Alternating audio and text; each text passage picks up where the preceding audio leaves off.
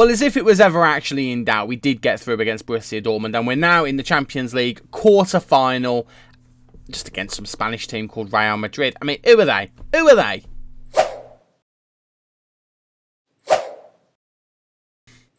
How are we doing all? And welcome to part 7 of this Chelsea beta save here on FM23. I'm Stu. Thank you for joining me in today's video where, as I've just mentioned, we're going to be playing against Real Madrid in the quarterfinal of the Champions League.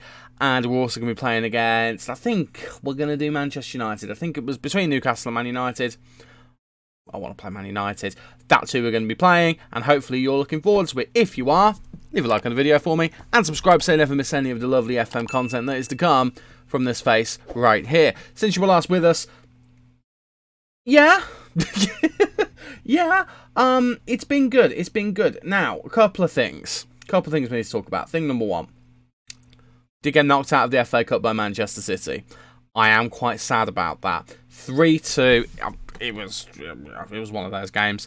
Really annoying. But it is what it is. Erling Haaland. Who'd have thought it might be Erling Haaland?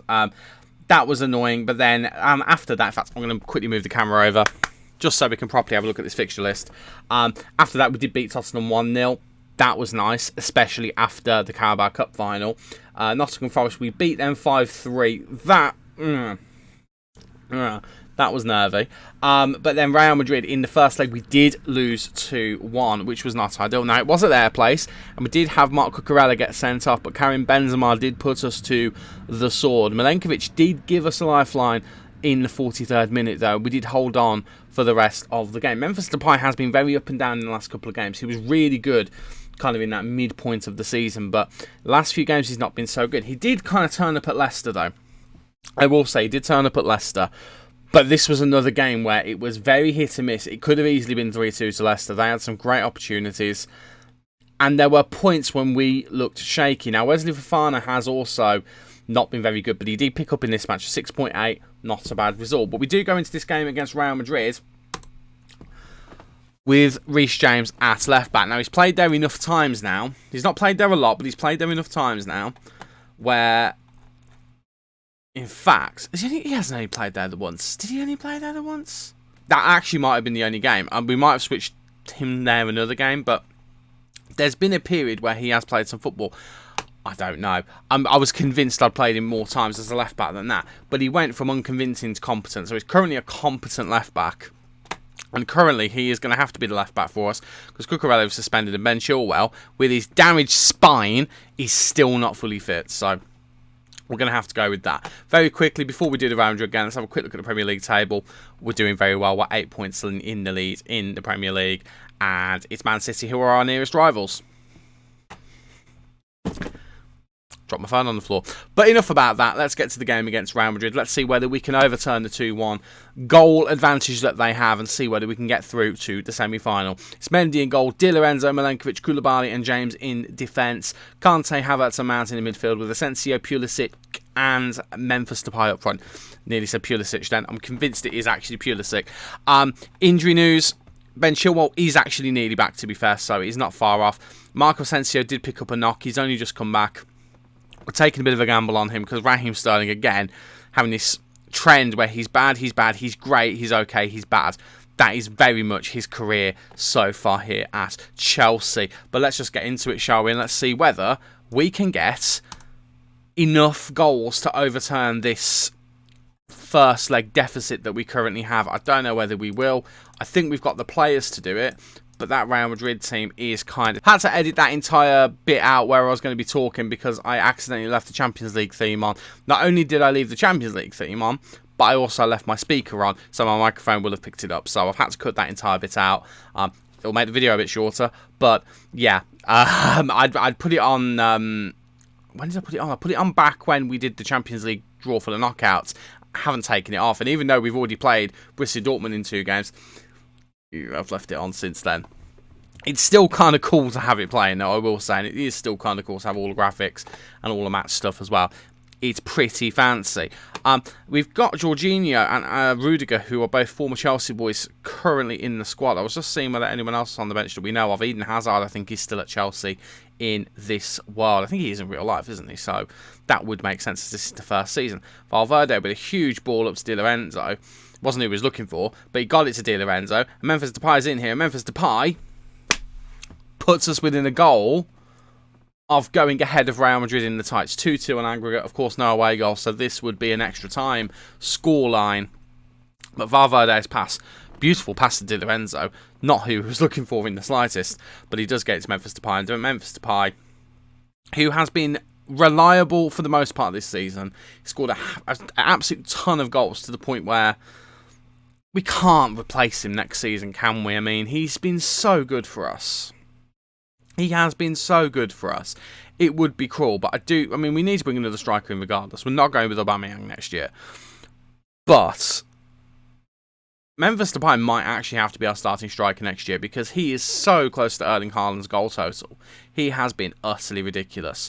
Right, Di Lorenzo gets to Kante. Kante all the way to Koulibaly. Koulibaly now into Mount. By the way, we've taken the cover defender off from our back line. We're going with two defenders on defend. It doesn't matter what their role is. They're just defending rather than covering. And I'm mainly doing it because I want to see whether it actually helps Fofana, because Fofana's really struggled since he's come back from injury, but it might just be because he's come back from injury. Having said that, Milenkovic and Koulibaly both struggling at the moment. Milenkovic actually recently, if he hasn't scored, he's not been that great actually. He had a really, really good start where he wasn't looking too shaky. Oh, anyone but Jorginho. Anyone but Jorginho. On the stroke of half-time, it's the former Chelsea man. And it's Memphis Depay who misses the header, and Mendy spills it into the path of the former Chelsea guy. And it's 1-1. Point the finger. Show everyone a bit more. Right, you two. Sort your lives out. Not good enough. Mendy. Not that bad, but you can do better. Anyone else we could shout? Well, Asensio. Come on. Show your former employers you are better than what you've shown so far. Right. We'll go into second half before we make changes. Demand more. Come on. Let's do more. Let's do more. Let's try and get an early goal to equalise again. Right. Pulisic. Looking to cross it in. Doesn't quite. Asensio does get into Memphis Depay. And Memphis Depay, for his ridiculous 41st goal of the season, forces it in the back of the net. It's 2-1 like it was in the first leg, but we are the ones with the goal advantage. And as it stands, it's 3-3 in aggregate. Pulisic tries to cross it in. It doesn't really get there. Asensio does get it to Memphis, though, and he just forces it in. And the former Real Madrid man, Asensio, the same way Jorginho kind of paid us back a little bit, Asensio pays Real Madrid back for not having faith in him, and it is 2-1. And now we wait to see whether it stays 2-1. And Real Madrid now building from the back of Valverde again, which is, it's weird to me that he's playing out on the wing, but he's a great player, so he can probably play there.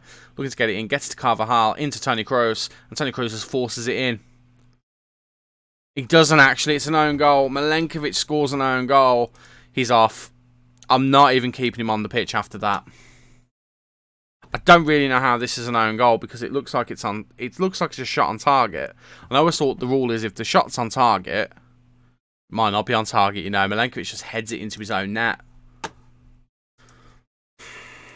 Well, the central defenders have both been woeful to the point where Eric Garcia's coming on as well. And you know my feelings on Eric Garcia. He's not actually been that good for us. But I can't leave both of them on when they're that bad. I mean, Mendy's had a shocker as well. Right, what do we do? What on earth do we do? I'm thinking Raheem Sterling. I mean, I think it's got to be for Pulisic. It's got to be for Pulisic. Mount's not had a great game either, but I don't really want to take him off. But I might have to. It would be for Conor Gallagher. And then, I mean, I think Eric Garcia, will put him back as a cover defender. I don't really like... I don't know how I feel about cover defenders. They always seem to make mistakes for me. But we'll give it a go. Do you know what? We're making a goalkeeper change as well. I mean, Kepa's let us down so many times, but Mendy just every now and then just goes on a bit of a crazy one as well. Right, fire up. We're going attacking. Let's just see if we can force the issue. Let's just see if we can force the issue. We have dominated them. We just need one more goal to take us through to the semi-final. One more goal. We've got a late highlight here. There's time left. We can get the ball out of the box and get someone on the end of it. Horta now looking to drive it back in. Wonderful attempt at a tackle there from Asensio. The highlight just ends. That's a heartbreaking way to go out because we've dominated that game. We've utterly dominated it. I mean, not on XG, not on possession.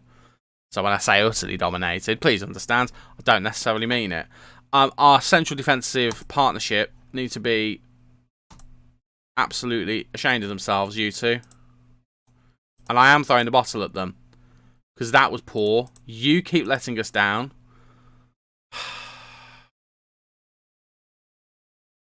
I'd have rather got battered. I would have much rather got battered than go out on a draw on the final game. But it is what it is. We did well to come back. Look at Man City, by the way. Look at Man City. I mean, they've ended up not going through, but 5-3 and they're going out as well. I mean, they're going to feel more hard done by than we are. Way more hard done by than we are. Right. Well, we've got £9 million out of it, which is something, I suppose. Kai Havertz has pulled his groin, which is really not ideal. So he's going to miss the Newcastle game. Memphis Depay has to miss the Newcastle game because this message has been coming up for ages. But Memphis Depay did a good job there, and I've got to give him credit.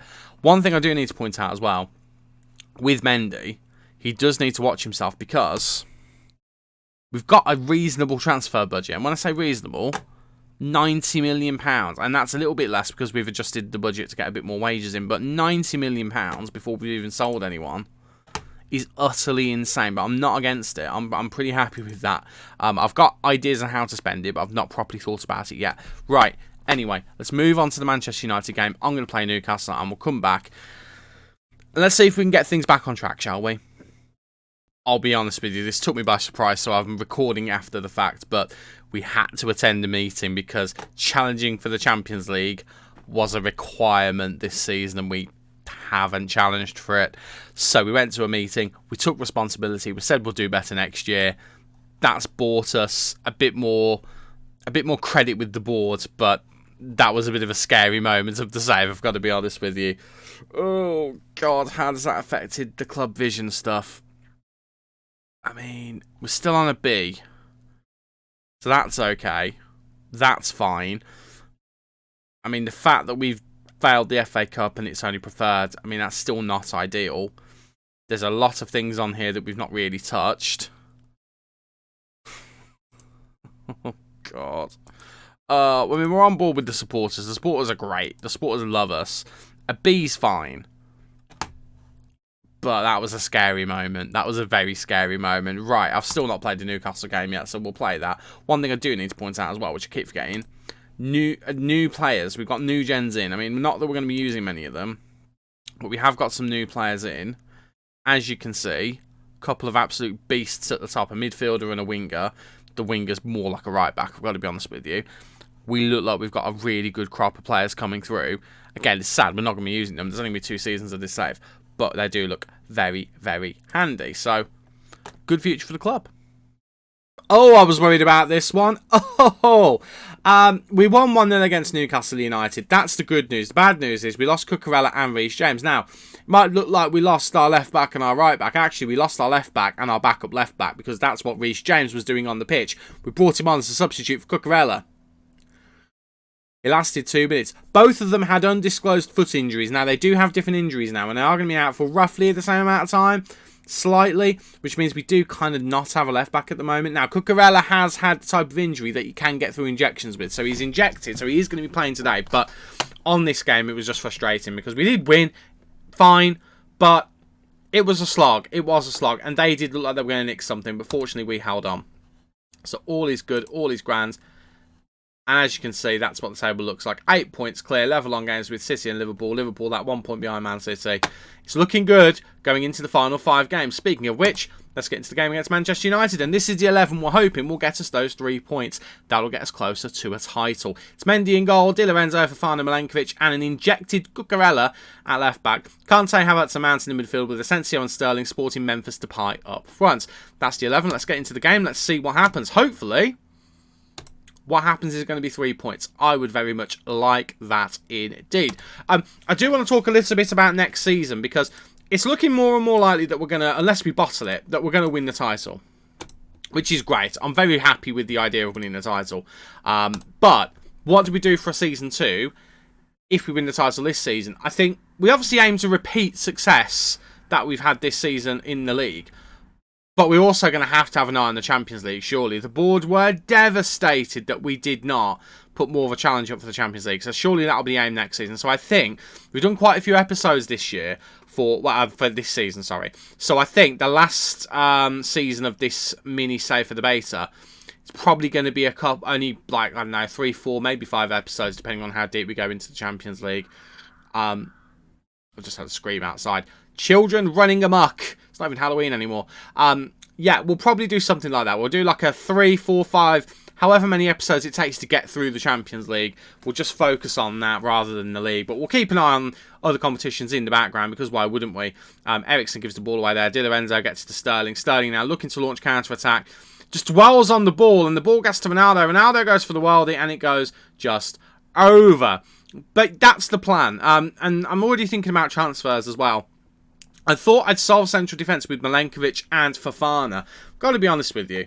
Neither of them are really impressing me at the moment. Both are having off games. And I think the problem is they both want to play on the same side. So we might. I mean, I'm switching them around here to see whether it has an impact on Milenkovic. I'm interested to see because both want to play on the right. So I don't know whether we actually just have to go and find a proper world-class left-sided defender because it just doesn't seem like it's something that's working at the moment. Sterling trying to put the work in against Dalot, and he does really well, actually. Raheem Sterling does do really well tracking back. That's one thing I will credit him with. It can be a bit up and down. He can be a little bit inconsistent. But defensively, he does the work, and it is nice to see. Right, Asensio. Big ball over to Depay. That is lovely, but it's not the lovely finish from Memphis. And that is a bit of a concern. So, yeah, we might need to look for another central defender next season because I'm starting to have a doubts on whether the 4 we've got are the right 4. Koulibaly's had good moments this season, but he's also looked a bit out of his depth at times. Eric Garcia, I've got to be honest, I'm regretting that transfer greatly. Going to demand more from the boys, see if we can get a bit more going from this game. We are on top, but we just need to be doing a little bit more. Yeah, I'm thinking we need to bring someone else in. I mean, Milenkovic's having an absolute shocker today. Like, genuinely, I'm up to the point where I'm berating him for it. And we're also going to bring on... we haven't got him on the bench. We haven't actually got Koulibaly. Oh, he is there. I couldn't see him for looking. Right, we'll bring Koulibaly on. We'll put Fofana back over there. That's change number 1. Sterling, I praise his defensive efforts, but the rest of him has been trash. Pulisic can come on for him. And do we make another change right now? I mean, I don't really want to take any of the midfielders off. Cucurella is tiring. There's not a lot we can really do about that other than putting Di Lorenzo over there, which I think we will do just to give him a break. And we'll bring on Eric Garcia, who's going to have a bit of a moan because he doesn't like playing at right back. We've already had the message warning us that he wants to be playing as a ball-playing defender. Well, he's going to have to suck it up and deal with it, to be honest. He's going to have to suck it up and deal with it. Right, let's try and push on. Let's try and get a winner. We have been on top. The longer we go, with this game being level, the more chance there is of Manchester United just poking in a winner, and it would frustrate me. But there's also a chance that we'll do the same thing. Right, Mason Mount, looking for options, goes back to Koulibaly, into Pulisic. Pulisic just gets absolutely bodied off the ball. And Eriksen now looking for options, goes back to Maguire. Maguire charging through the defence, and Kai Havertz predictably steals it off of him. Just lets Pulisic get on the ball as well, and Pulisic ends up skying it over. I personally thought that looked like it had a deflection. What do I know? Apparently not very much. This is a bit of a problem because it does open up a gap. So it does close the gap, not open one up. It closes the gap between us and Man City and Liverpool if Man City and Liverpool ends up winning. But then Christian Pulisic, the American, goes and does that. I want to see that again, because I'm not sure if this was meant to be a shot. I think it was meant to be a cross. It's a terrible tackle from Wan-Bissaka, And that looks like it's meant to be a cross to me. But it's a thing of absolute beauty. I'm a bit staggered by that. But it's got us the 3 points. It wasn't convincing by any stretch of the imagination. But it doesn't matter because we end up winning the game 1-0. Against Manchester United. We weren't at our best today, but we got the job done. That's what champions do. And that leaves us at the top of the table with a game played more than City and Liverpool at a minimum of 11 points ahead. That will do plenty. Right, well, we've got an 11-point gap. It all depends on what Liverpool and Manchester City have. Now, we did have an email about the title running. Where is that email? I would quite like to have a look at it just to show you what it looks like. Because it is an interesting running when you look at it. So, we've obviously just played the United game. So, ignore that one. That one's been and gone. We've done that one. So, the table actually has auto-updated, which is quite interesting. So, ignore the United game. We've just done that one.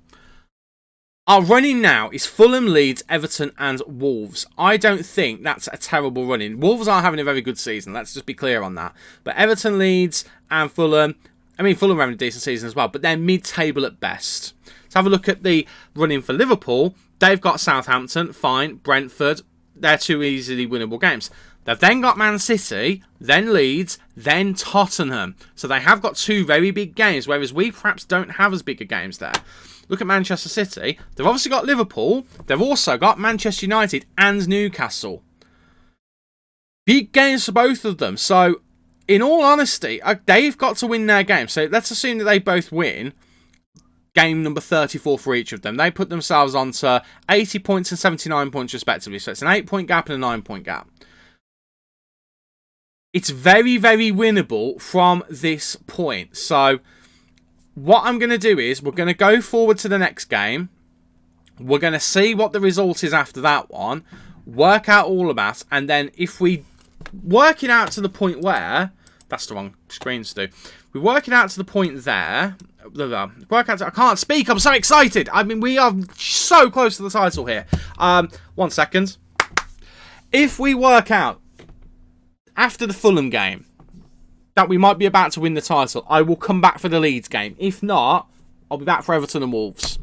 We'll come back for the final 2 games of the season. But if we think we could win everything on the Leeds game, we will come back for that one.